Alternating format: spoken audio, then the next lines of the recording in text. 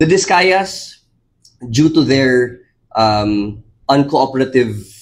behavior now,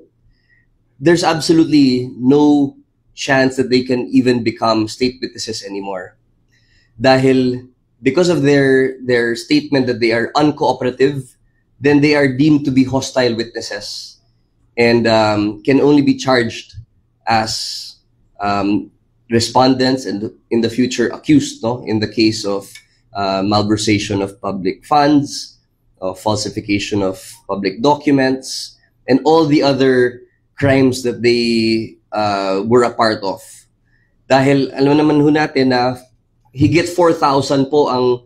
sinalihan nilang bids around the country, and kahit anong scheme or scam na nakita natin sa DPWH, kasama sila